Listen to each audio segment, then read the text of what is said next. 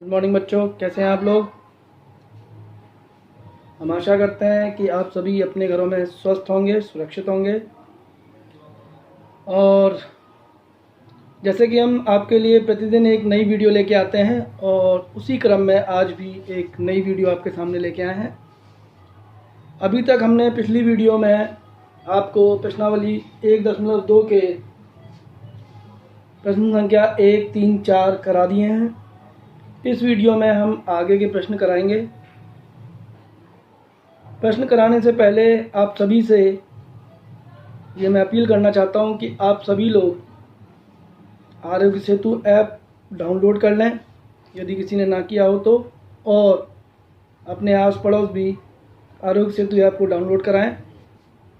और पढ़ाई के लिए जो हमारी उत्तर प्रदेश सरकार ने दीक्षा ऐप डाउनलोड करने के लिए कहा गया है छात्रों द्वारा, वो भी कर लें।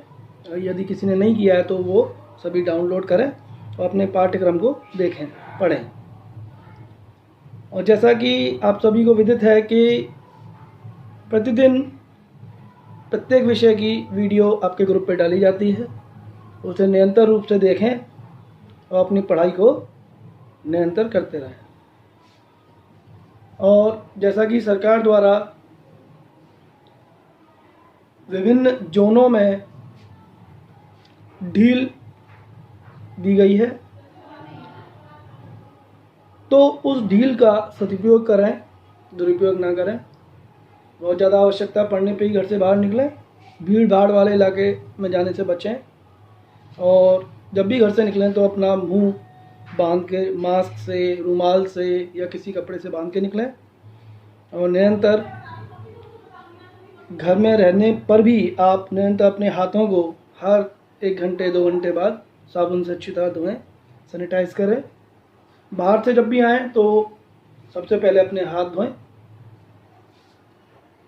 और अपना जो भी सामान जिसमें लाया जा रहा है उसको भी सैनिटाइज करें।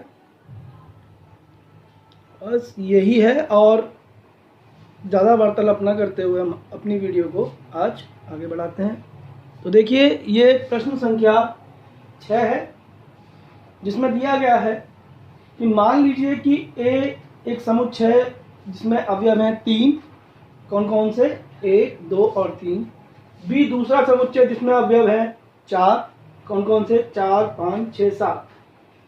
तथा एफ 1,4, 2,5 और 3,6 के क्रमित युग्मों को रखता है। यानी कि 1,4, 2,5, 3,6 के क्रमित युग्म अवयव हैं किस समुच्चय के, एफ समुच्चय के। और वो समुच्चय क्या है, ए से बी तक एक फलन है। सिद्ध कीजिए कि एफ एकाएकी है। हमें यहाँ पर इसको एकाएकी सिद्ध करना है। ठीक है, एकाएकी का जो कंडीशन होती है एकाएकी की, वो ये होती है कि प्रत्येक प्रांत का अवयव सह प्रांत के अवयवों से कनेक्ट होता है, लिंक करता है, लेकिन भिन्न भिन्न अवयव की भिन्न भिन्न प्रतिबिंब आने चाहिए। यदि भिन्न भिन्न अवयव, प्रांत के भिन्न भिन्न अवयवों का प्रतिबिंब भिन्न भिन्न बनता है तो उसको हम क्या कहते हैं, उसको हम एकाएकी फलन कहते हैं। तो देखिएगा, इसको एकाएकी हमें सिद्ध करना है, तो कैसे हल होगा देखिए। देखिए यहाँ पर f लिखें, यहाँ पर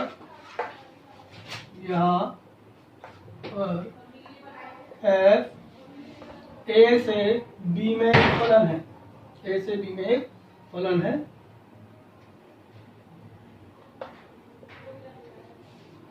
इस प्रकार कि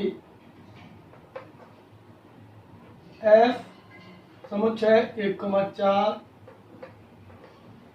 2,5 और 3,6 का है। तो इसको हम लिख सकते हैं कि यदि हम F1 बनाएं तो वो 4 आएगा, F2 बनाएं तो 5 आएगा और F3 बनाएं तो 6 आएगा। यहाँ प्रांत के 3 ही अवयव हैं, तो 1, 2, 3 में से कोई से भी 2 लिए जाएं। यदि हम F1 यदि हम 1 और 2, यदि 1,2 हम एक लेते हैं तो F1 और F2 बराबर नहीं आ रहे। इसी प्रकार यदि हम 2 और 3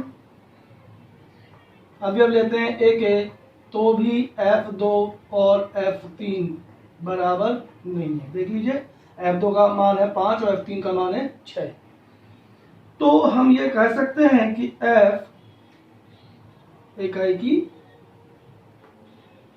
है, क्योंकि किन्हीं भी दो भिन्न भिन्न अवयवों की इमेज यानी कि प्रतिबिंब भिन्न भिन्न आ रहा है, एक सा नहीं आ रहा। ठीक है, क्योंकि एकाएकी की शर्त ही ये होती है कि प्रांत के भिन्न भिन्न अवयवों के प्रतिबिंब सप्रांत में भिन्न भिन्न होने ही चाहिए। तो यहाँ पे ये शर्त पूरी होती है, तो F यहाँ पर एकाएकी है। समझ में आ गया। अब दूसरा प्रश्न क्या है? दूसरा प्रश्न है प्रश्न संख्या 7, प्रश्नावली 1.2 का।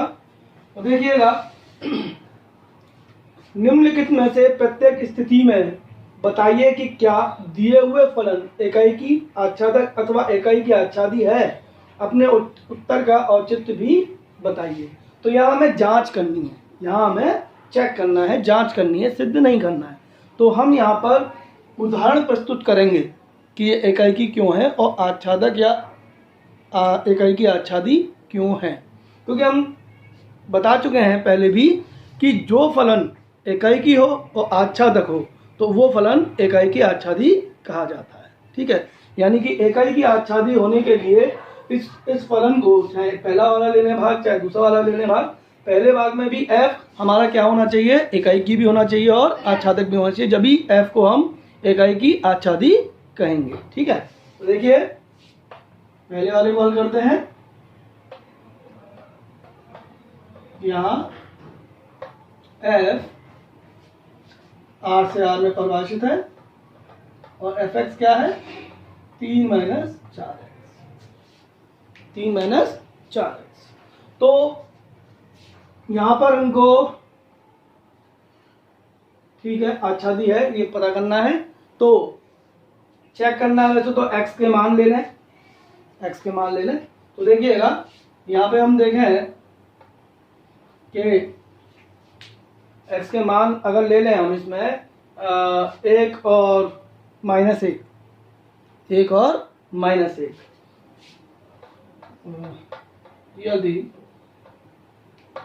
-1,1, क्योंकि एक नेगेटिव नंबर ले लिया और एक उसी का पॉजिटिव नंबर ले लिया। ठीक है, तो यदि इस पे अगर फेल होती है कंडीशन तो ये एकाएकी नहीं होगा, क्योंकि बाकी वहाँ पे तो सब पे वो आएगा, एकाएकी आएगा। फेल यही होता है। तो हमने R का लिया, कौन से R का? प्रांत का। बार बार नहीं लिखेंगे, पिछले प्रश्नों में हम लिख चुके हैं।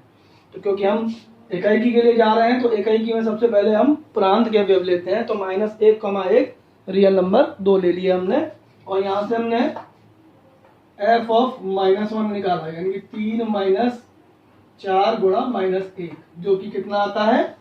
3 + 4 यानी कि 7 आएगा।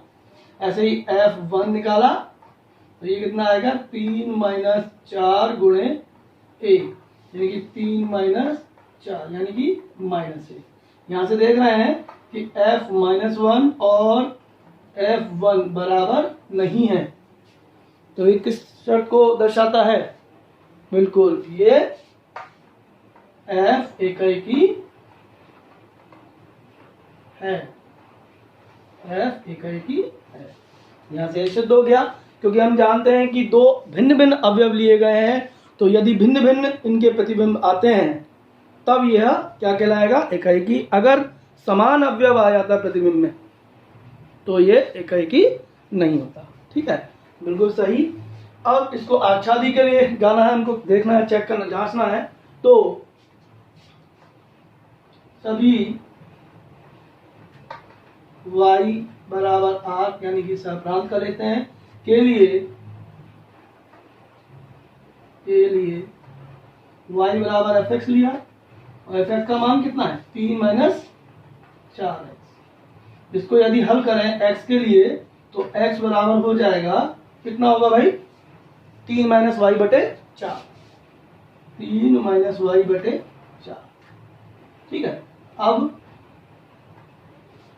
एफ एक्स यानी कि इसमें एक्स का ये वाला मान रखें, तो एफ ऑफ 3 माइनस वाई बटे 4।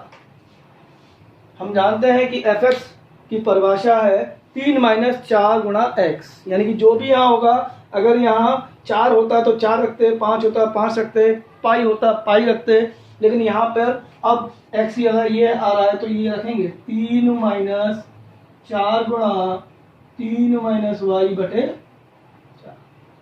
ठीक है, समझ में आ रहा है? यहाँ 4 से 4 कट गया तो ये जो है एफ एक्स बराबर कितना हो गया, 3 माइनस 3 प्लस वाई, कट के ये आ गया वाई। एफ एक्स बराबर कितना आ रहा है, वाई आ रहा है, इसलिए एफ आच्छादक है। बात समझ में आ रही है? एफ आच्छादक भी हो गया। हम जानते हैं कि जब एफ इकाई की भी है और आच्छादक भी है तो हम लिख सकते हैं कि कोई जगह नहीं है तो ध्यान दीजिएगा कि एफ इकाई की निकाल लिया हमने, है ना, एफ आच्छादक भी है हमारा, है ना, आच्छादक आ रहा है हमारा, तो एफ इकाई की आच्छादी है।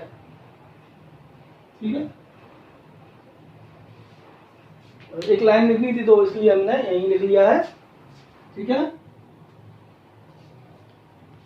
पहले हमने एफ को जांचा कि इकाई की है कि नहीं है, इकाई की, उसका आच्छादक के लिए जांचा, वो भी निकला है कि आच्छादक है ना। अच्छा, अब आप लोग कहेंगे यहाँ तो आपने सिद्ध कर दिया। वैसे इसको हम हल भी कर सकते हैं, यदि y का कोई भी मान हम लें तो x का जो मान निकल के आएगा वो भी एक क्या आएगा, x का मान भी एक रियल नंबर यानी कि वास्तविक संख्या ही आएगी। ठीक है, समझ में आ गया? चलिए दूसरा भाग करते हैं इसका।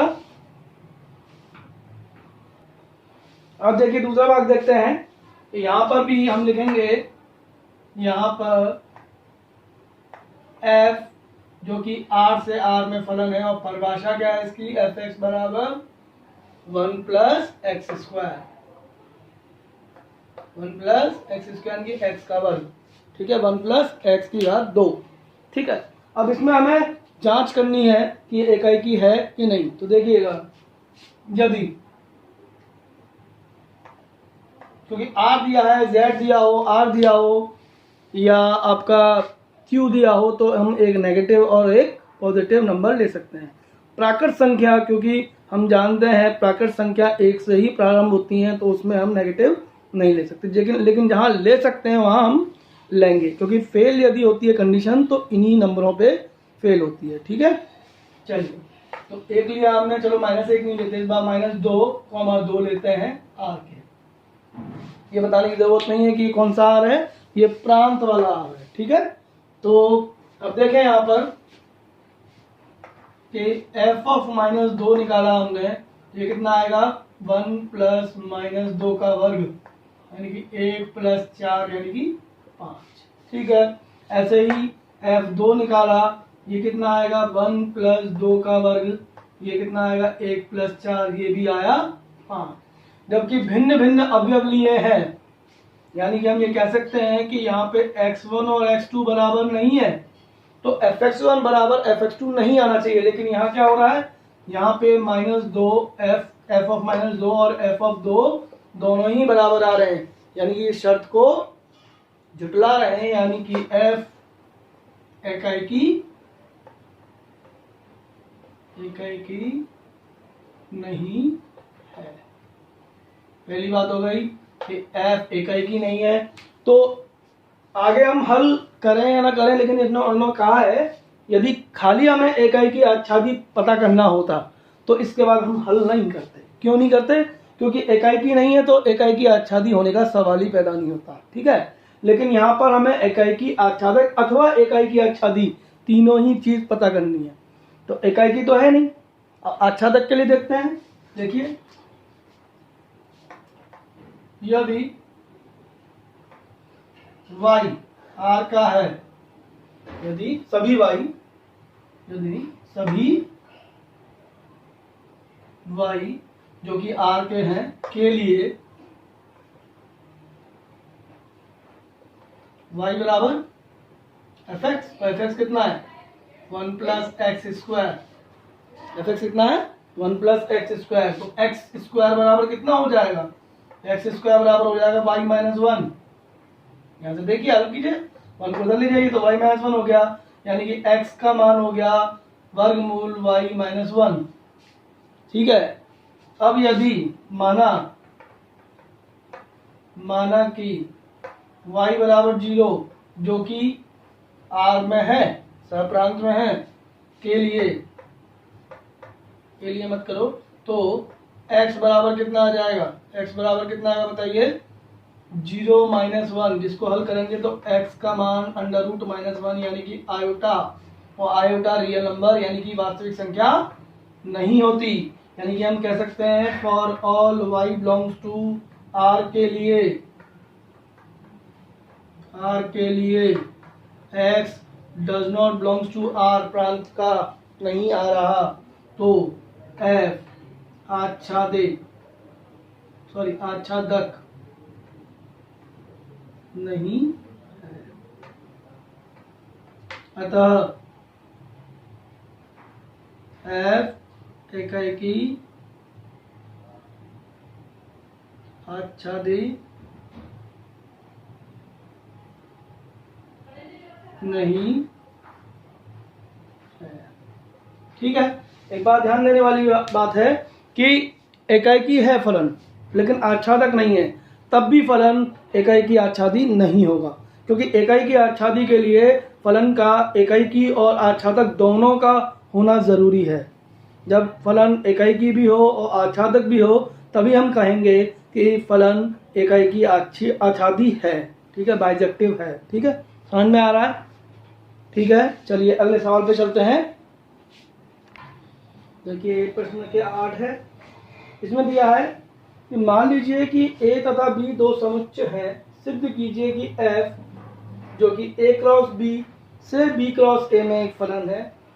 इस प्रकार है कि f a, b बराबर b, a का क्रमिक युग्म आएगा, एक एकाएकी आच्छादी फलन है, यानी कि बाइजेक्टिव फंक्शन, इसको हमें सिद्ध करना है।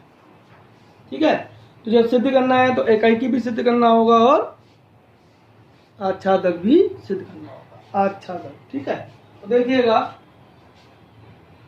यहां पर f a क्रॉस b से b क्रॉस a में एक फलन है। इस प्रकार है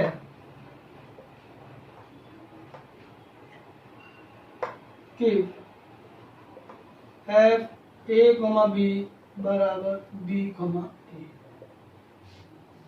ठीक है, तो यदि दो क्रमिक युग्म a क्रॉस b, क्योंकि a क्रॉस b एक कार्तीय गुणन है, समुच्चयों का कार्तीय गुणन, और इसके अवयव क्या होंगे, क्रमिक युग्म होंगे। तो दो क्रमिक युग्म हम लेते हैं जो कि a क्रॉस b के अवयव हों। एक ले लिया हमने a1, b1, और दूसरा ले लिया हमने a2, b2। ये किसके अवयव हैं, a क्रॉस b के। ठीक है, अब हमने f a1, b1 निकाला। ठीक है, अगर सिद्ध करना है, हाँ सही है, सिद्ध करना है तो हमने f a1, b1 बराबर f a2, b2 हमने लिया। ठीक है, यदि हम इन दोनों को बराबर सिद्ध कर पाए कि a1, b1 बराबर a2, b2, तो हम कह देंगे भाई f एकाएकी फलन है। तो देखें f a1, b1 की परिभाषा से ये हो जाएगा b1, a1 बराबर यहाँ पर b2, a2। अब कक्षा 11 में जो बात पढ़ाई गई है कि दो क्रमिक युग्म जब भी बराबर होंगे जबकि उनके प्रथम घटक और द्वितीय घटक दोनों ही बराबर होने चाहिए। तो यहाँ से ये निष्कर्ष निकलता है कि b1 बराबर b2 और a1 बराबर a2। सही है। तो तो हम ये कह सकते हैं, तो A1 B1, A1 किसके बराबर है A2 के, तो A2 आ गया, कॉमा B1 किसके बराबर है B2 के, B2 आ गया। ठीक है, तो हम चले कहाँ से थे, यदि A1 B1 A2 B2 का क्रमिक A क्रॉस B में है के लिए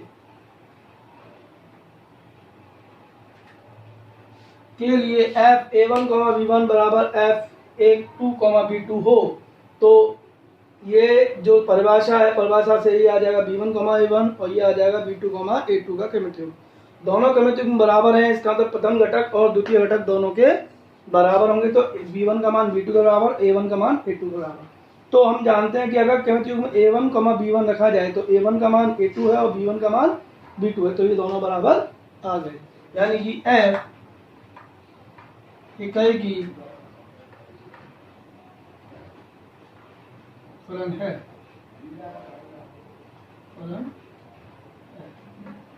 ठीक है, पुनः सभी, क्योंकि हम सहप्रांत करेंगे तो B, A जो कि B क्रॉस A के लिए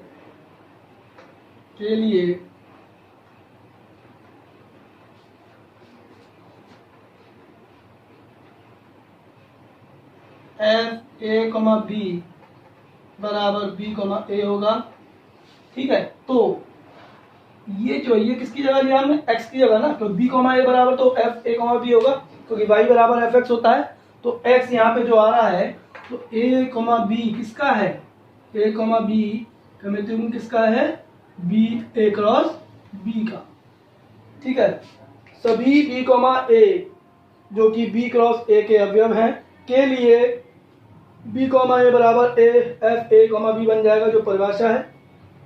तो A, B किसका अवयव है, A क्रॉस B का, के लिए आ रहे हैं सभी, तो यह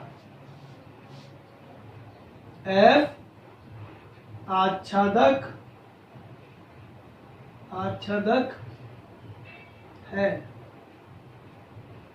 अतः f इकाई की भी है, f आच्छादक भी है, इसीलिए f इकाई की आच्छादित है। समझ में आ गई, क्लियर है, समझ में आ रहा है, बहुत आसान था प्रश्न। अब देखिए अगला प्रश्न, मान लीजिए कि समस्त small n belongs to n, यानी कि स्मॉल n किसके अवयव हैं, प्राकृत संख्याओं के समुच्चय के अवयव हैं, तो के लिए फंक्शन यानी फलन आपको परिभाषित किया गया है, fn बराबर n+1/2 जब होगा जब n विषम हो, और n/2 जब होगा जब n सम हो, द्वारा परिभाषित एक फलन f n से n में है। बताइए कि क्या फलन इकाई की आच्छादी है या नहीं, और अपने उत्तर का औचित्य भी बताइए। तो देखिए इस प्रश्न में हमको जांच करनी है कि यह एक इकाई की आच्छादी है या नहीं, यानी कि यदि f इकाई की निकल आया तो हम आच्छादक देखेंगे, यदि वो आच्छादक भी निकल आया तो हम कहेंगे कि f इकाई की आच्छादी है। परंतु यदि इकाई की ही नहीं निकला तो आच्छादक निकालने की कोई आवश्यकता नहीं है। ठीक है, उसको सीधे हम कह देंगे कि यह इकाई की नहीं है, इसीलिए यह इकाई की आच्छादी नहीं होगा। लेकिन फिर भी हम आच्छादक भी आपको निकाल के दिखाएंगे कि आच्छादक है या नहीं। ठीक है, तो देखिए इस प्रश्न को कैसे हल करेंगे।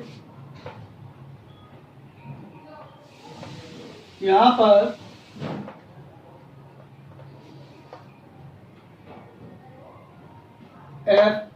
n से n में, यानी कि प्राकृत संख्याओं का समुच्चय इसका प्रांत है और प्राकृत संख्याओं का समुच्चय इसका सहप्रांत है, और fn परिभाषित है, fn बराबर है n+1/2 और n/2।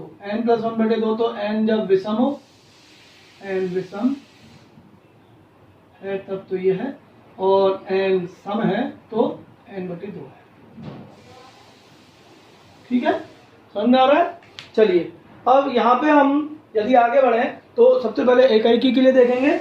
इकाई के लिए यदि, क्योंकि प्राकृत संख्या है तो हमने 1 और 2 ले लिए, 1, 2 n के अवयव है। 1 कैसा है? विषम। 2 कैसा है? सम। ठीक है, तो यदि हम निकालें कि f ऑफ 1 निकालें, तो f ऑफ 1 यानी कि ये विषम संख्या है तो ये वाला सूत्र लगेगा इसका। ठीक है, fn का मान ये वाला बनेगा, तो ये हो जाएगा 1 + 1/2 यानी कि 2/2 यानी कि 1। अब 2 पे निकालते हैं तो f2 निकाला, f2 कितना हो जाएगा? 2/2 सीधा, क्योंकि सम संख्या होने पर n/2 लगाना है, तो ये हो गया 2/2 1।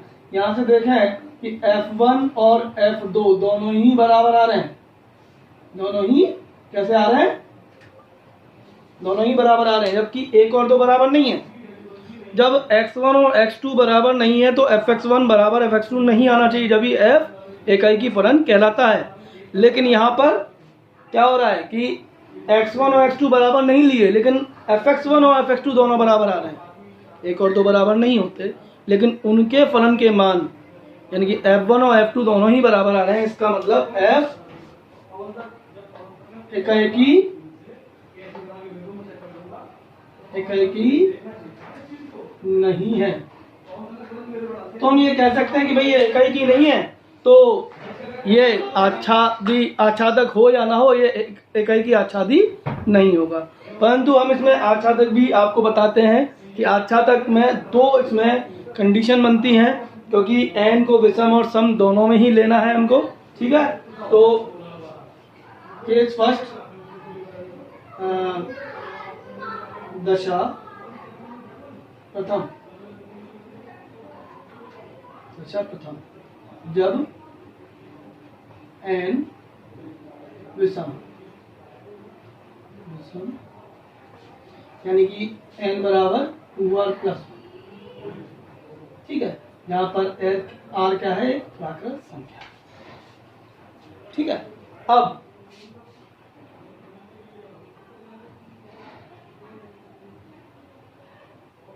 यदि 4r+1 जो कि एक कैसी है? 4, जब 2r+1 एक विषम संख्या है तो 4r+1 भी एक विषम संख्या होगी। वो हमने किसके लिए? n यानी कि सहप्रांत के लिए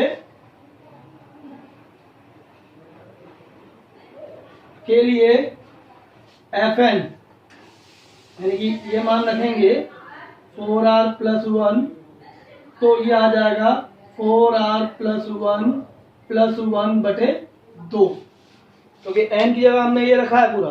ठीक है ना, n की जगह ये रखा तो 4r+1 बना। 4r+1 के लिए ये वाला सूत्र लगा, तो 4r+1 + 1/2 यानी कि हो गया 4r+2/2 यानी कि 2r+1। तो ये भी तो एक विषम संख्या ही आई। ठीक है, यानी कि विषम के लिए विषम आ रहा है। दशा दूसरी, दशा 2, जब n सम हो। ठीक है, तो n बराबर 2r और r क्या है इसमें? n को बिलोंग करता है। ठीक है, यदि 4r सहप्रांत का है के लिए क्या बनेगा? के लिए f ऑफ 4r बराबर 4r/2, ये कितना आ गया? 2r। जब हम विषम लेते हैं तो विषम बनता है, सम लेते हैं तो सम आता है, यानी कि हर विषम संख्या और हर सम संख्या का प्रतिबिंब है ना। यानी कि यदि हम y में यानी कि सहप्रांत में कोई भी अवयव लें, विषम लें, तो उसका वो किसका प्रतिबिंब होगा? विषम संख्या का प्रतिबिंब होगा। और यदि हम सम लें तो वो किस संख्या का प्रतिबिंब होगा? सम संख्या का प्रतिबिंब होगा। यानी कि हम यहाँ पे लिख सकते हैं,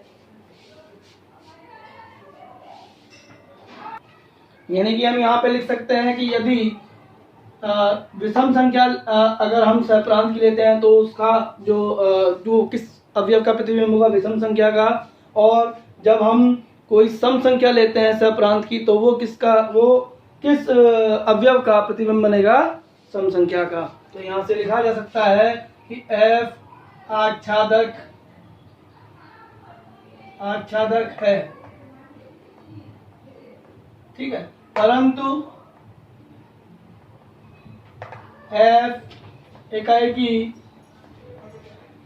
एकाएकी आच्छादित नहीं है, आच्छादित नहीं है, क्योंकि f एकाएकी नहीं है,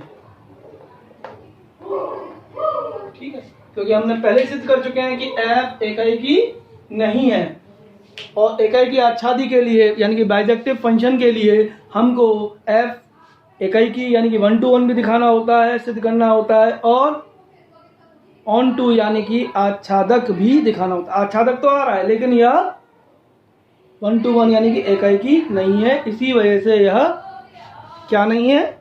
एकाएकी आच्छादी नहीं है। समझ में आ गया? चलिए अगला सवाल देखते हैं। देखिए 10वां सवाल है, क्वेश्चन नंबर 10। क्वेश्चन नंबर 10 है ये आज की वीडियो का अंतिम सवाल है और इस तरीके से हमने प्रश्नावली 1.2 को पूरा कवर कर दिया है, ठीक है। ये आखिरी सवाल है, इसे समझ लीजिए और इससे पहले जो सवाल किए हैं उसी तरीके से ये सवाल होगा, कोई अलग चीज़ नहीं करा रहे। अब देखिए प्रश्न संख्या 10 में दिया गया है कि मान लीजिए कि a बराबर r-3 यानी कि वास्तविक संख्याओं के समुच्चय में से 3 को हमने निकाल दिया है और ऐसे ही b है r-1 यानी कि वास्तविक संख्याओं के समुच्चय में से a का हमने निकाल दिया है। f(x) बराबर है x-2/x/3 द्वारा परिभाषित फलन f a से b पर विचार कीजिए, क्या f एकाएकी तथा आच्छादक है? अपने उत्तर का औचित्य भी बताइए। तो देखिए सबसे पहले हमको यहाँ पे एकाएकी के लिए देखना है, तो कैसे हल करेंगे देखिए। यहाँ पर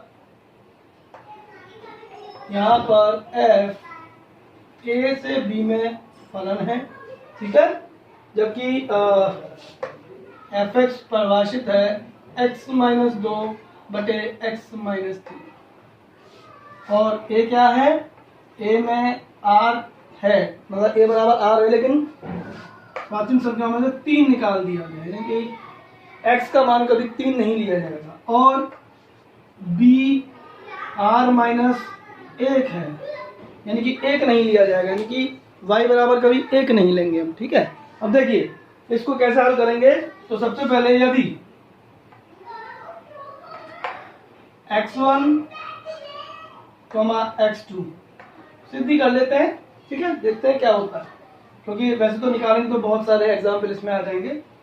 x1, x2 हमने किसके लिए? a के लिए, ठीक है, a के लिए fx1 बराबर fx2 हमने लिया। यदि x1 बराबर x2 आ जाता हल करने पर तो ये एकाएकी होगा।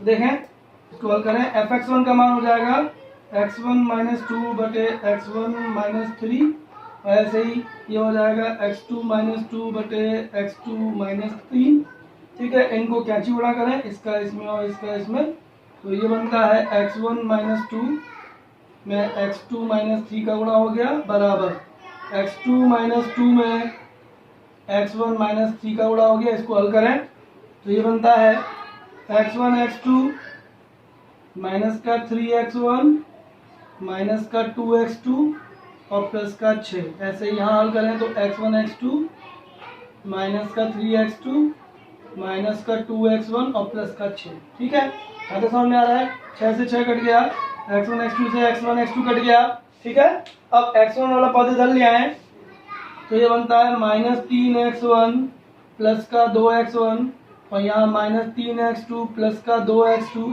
ठीक है। यहाँ से हल करने पर ये -x1 बराबर -x2 हो गया, माइनस से माइनस काटा तो x1 बराबर x2 हमारा आ गया। लिया क्या था? fx1 बराबर x2 लिया था, आ क्या गया? x1 बराबर x2 हमारा आ गया। यानी कि हम यहाँ से ये बात कह सकते हैं कि f इकाई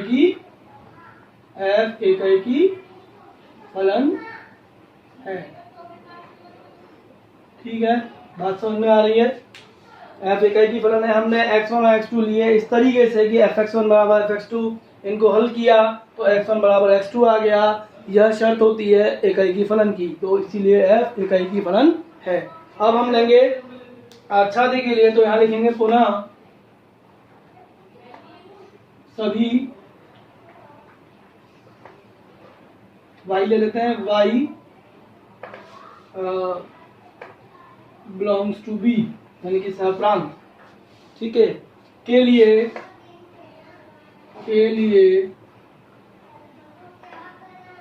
y बराबर fx लिया। fx का मान कितना है, x माइनस 2 बटे x माइनस 3। ठीक है, तो हम x के लिए हल करेंगे यानी कि x बराबर y के पदों में निकाल के लाएंगे। तो इसको लिखेंगे क्या, y बराबर x माइनस 2 बटे x माइनस 3। ठीक है, कैंची गुणा किया इसका, तो ये हो गया y गुणे x माइनस 3 बराबर x माइनस 2। ठीक है, इनको हल किया तो yx माइनस का 3y बराबर x माइनस 2। ठीक है, यहाँ तक। चूंकि हमें x का मान निकालना, तो x के पदों को एक तरफ किया और y को अलग किया, तो इसको हम इधर ले गए और इस वाले को हम इधर ले आए।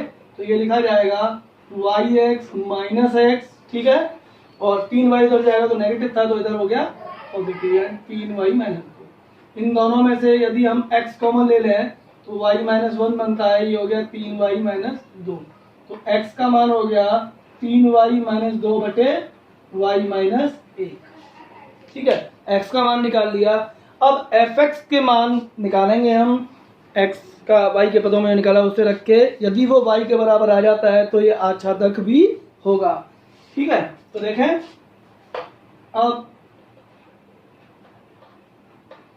fx यानी कि x का मान ये वाला रखेंगे, f ऑफ 3y माइनस 2 बटे y माइनस 1 किया। f फलन ये बताता है कि जो भी x हो, यहाँ पे 1 होता तो 1 माइनस 2 1 माइनस 3 करते, यहाँ 4 होता 4 माइनस 2 4 माइनस 3 करते, यहाँ पे पाई होता पाई माइनस 2 पाई माइनस 3 करते। यहाँ पे ये है तो ये माइनस 2 बटे ये माइनस 3 करेंगे, यानी कि ये का मतलब ये 3y माइनस 2 बटे y माइनस 1 का पूरा मान। यानी कि यहाँ लिखेंगे 3y माइनस 2 बटे y माइनस 1 माइनस 2 बटे में 3y माइनस 2 बटे में y माइनस 1 माइनस 3। इनको हल करेंगे तो देखेंगे कि y माइनस 1 लासा ऊपर भी और नीचे भी, तो माइनस का 2y माइनस 1। ठीक है, बटे में 3y माइनस 2 माइनस का 3 y माइनस 1 बटे में y माइनस 1, ये कट गया। ठीक है, इनको हल करें आप, इसको हल करें, तो इसको हल करेंगे तो 3y माइनस 2। ठीक है, और minus 2y plus 2, minus 2y plus का 2 बटे में ऐसे ही 3y माइनस का 2 माइनस का 3y प्लस का 3। तो यहाँ देखो 2 से 2 कट गया, यहाँ पे 3y से 3y कट गया, तो बचा क्या भाई, बचा y बटे 1 यानी कि y। तो यहाँ से हम कह सकते हैं fx इक्वल्स टू y आ गया, यानी कि सभी y जो कि b में है के लिए x हमारा a में आ रहा है। तो f आच्छादक है। ठीक है, f आच्छादक भी है। अतः f इकाई की आच्छादी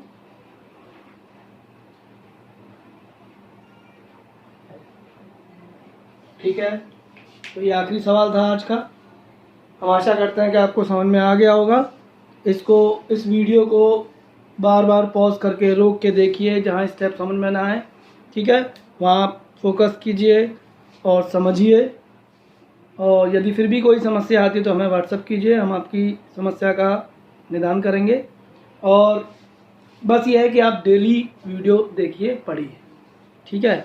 बाकी सब समस्याएं पढ़ाई से रिलेटेड वो हम लोगों के ऊपर आप छोड़ सकते हैं। तो इस सवाल को जैसे हमने हल किया, इसी तरीके से इसमें जितने भी सवाल एकाएकी और आच्छादक फलन के आएंगे वो इसी तरीके से हल किए जाएंगे। हल करने की विधि यही रहेगी, ठीक है।